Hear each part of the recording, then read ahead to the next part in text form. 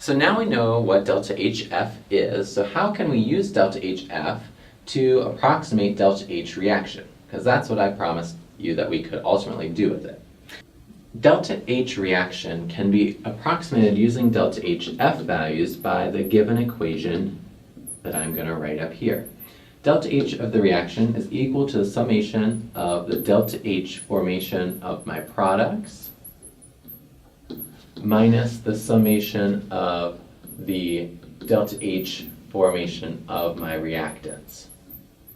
And the letters N and M here are the stoichiometric coefficients from my balanced chemical equation.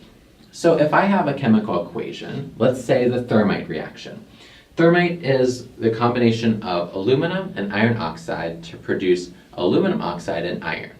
So why don't we take a minute and actually see this demonstration in action. So here's the chemical reaction that took place. We would need to know the heat of formation of my reactants and the heat of formation of my products. So I'm going to write this down here and then just fill in the numbers across as if it were a table. So we know that the heat of formation for a pure element is 0. So aluminum is a pure element, and so is iron. So those will be easy. We can look up heat of formation in a data table. Your ebook has extensive data tables with this information in it. So a lot of compounds can be found there. So if we go and look up the values, we can actually find that the heat of formation of iron and oxygen to form iron oxide would be negative 824.2 kilojoules. And the heat of formation for aluminum oxide is negative 1675.7 kilojoules.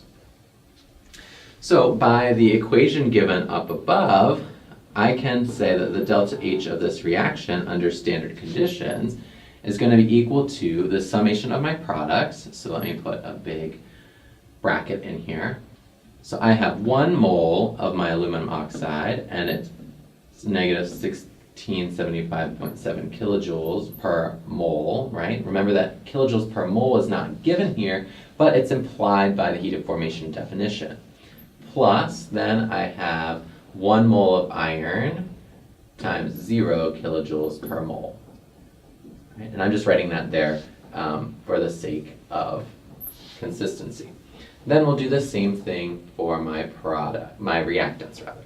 So I have 1 mole of aluminum times 0 kilojoules per mole, and then I'm going to add that to 1 mole of my iron oxide times negative 824.2 kilojoules per mole, and all my mole quantities will cancel, and I will get an answer of delta H reaction in units of kilojoules, and that will be kilojoules per X moles according to the balanced chemical equation. So it's technically going to be kilojoules per 2 moles of aluminum, or kilojoules per 1 mole of iron oxide, or kilojoules per 1 mole of aluminum oxide, or kilojoules per 2 moles of iron. Okay, so this actually calculates to negative 851.5 kilojoules for the reaction as written. And this makes sense, all right? We saw the demonstration. We saw that heat was evolved from this, so the sign should be negative. It's a very exothermic reaction. Okay? Thanks for watching.